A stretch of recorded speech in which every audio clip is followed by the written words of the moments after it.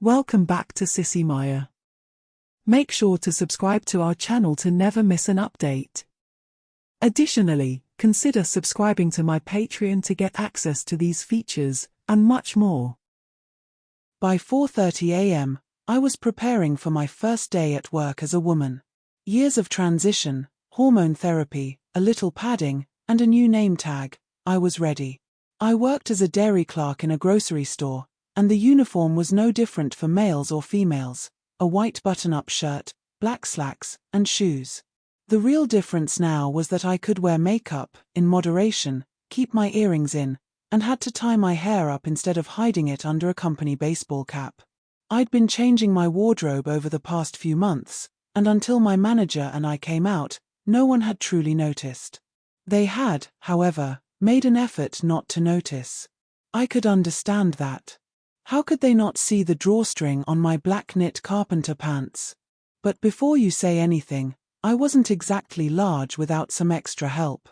Between loose shirts and my apron, the changes were easily hidden. It was a courtesy I appreciated, especially since some co-workers could be quite crude when they wanted to be. The worst I had to deal with after coming out. "So, you love men now?" That was one of the more memorable comments.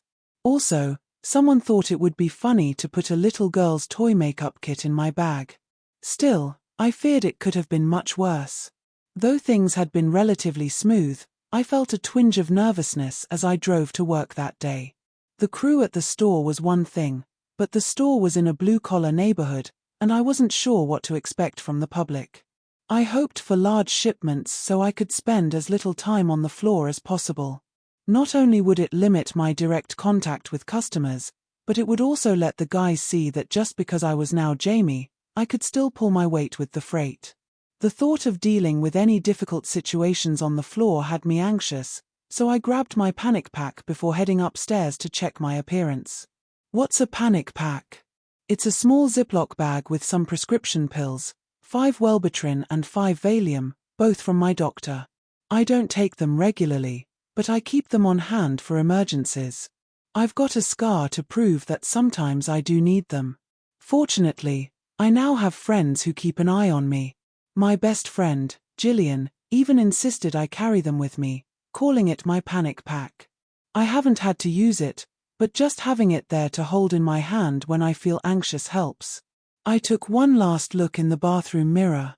The reflection showed a woman who wouldn't win beauty contests, but one who would never be seen as competition. Guys would be polite, and other women wouldn't feel threatened. That was fine. I was comfortable with who I was now, which made the fears of transitioning almost disappear. It wasn't about looking acceptable, it was about being comfortable in my own skin.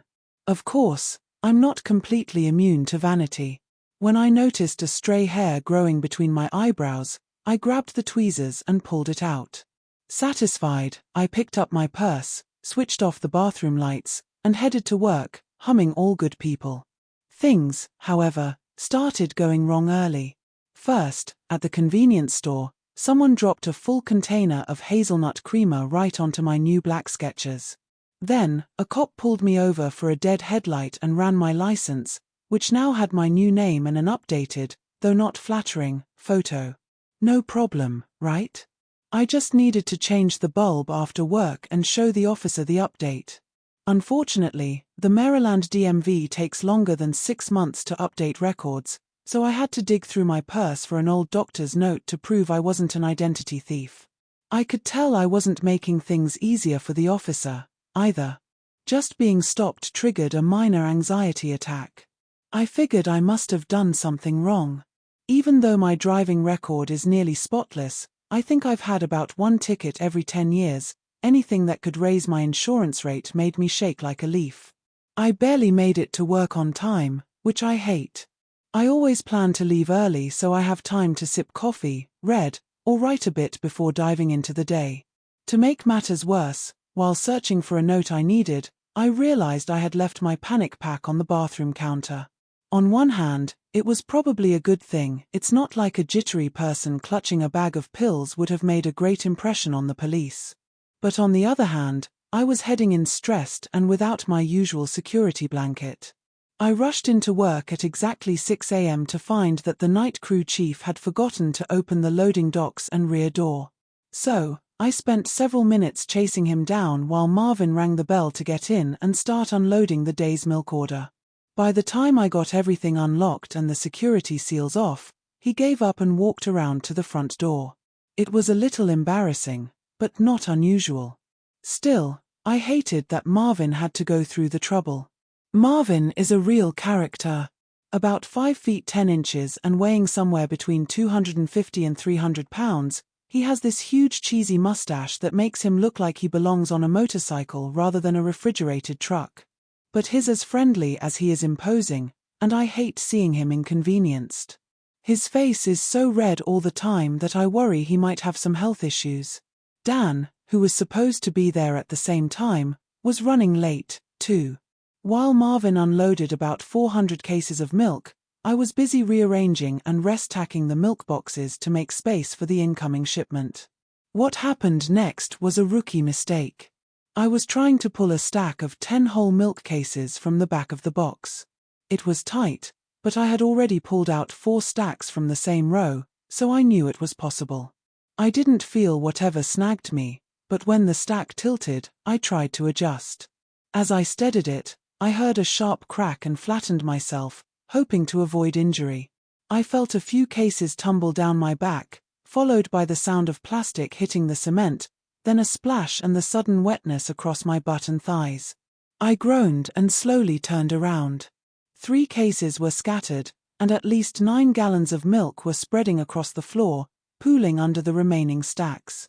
My help still hadn't arrived, the milk was piling up in the 70-degree dock, and I could hear a second truck backing up to the number 2 dock, most likely the rest of today's shipment. That meant deli meats, cheese, butter, and all the usual Monday orders. Well, I sighed, grabbing a floor squeegee, mop, and bucket. I did hope for a large shipment today. My attempt at humor didn't lift my spirits as I mopped up the milk while my soaked pants clung to my legs. It was almost 7 when Dan finally showed up and, well, he got an eyeful. Milk everywhere, a warehouse driver waiting to unload, and Marvin still loading his truck with empty milk cases from the weekend, and the milk box torn apart as I frantically finished mopping. The only good thing was that, since my pants were black, it wasn't obvious that I was soaked. "You've had an interesting morning, haven't you, Jamie?" he said, a little sheepishly. I liked Dan. He was a goofy guy with short blonde hair, a cheerful face, and a carefree attitude I really envied. If I were 10 years younger and he wasn't already in a relationship, I might have thought about making a move. But the fact that he remembered my proper name kept me from snapping more than, "You don't want to know."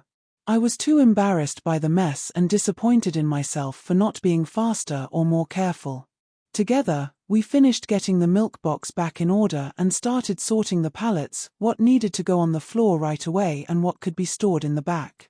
As Marvin left, he mentioned he had credited us for the milk. He winked and jokingly said he saw the defective case break. It was a sweet lie. I think he was a bit embarrassed when I hugged him to thank him and started crying. I was incredibly uncomfortable in my wet pants, and my new shoes smelled like hazelnuts. I felt awful for making such a mess of my first day and estimated I'd cost the company about $30 in product. I was so hard on myself that Marvin's small gesture broke me, and everything came rushing out in tears. "Jamie," Marvin asked, trying to gently pull me off him. "What's wrong, girl?" I sniffled, seeing Dan pushing a cart of product out onto the floor through blurry eyes. I could hear the warehouse driver finishing up. Marvin held me at arm's length, looking concerned and a little uncomfortable. I thought about it for a moment, then began to giggle through my tears. As Marvin's worried expression grew, my giggles turned into full-blown laughter.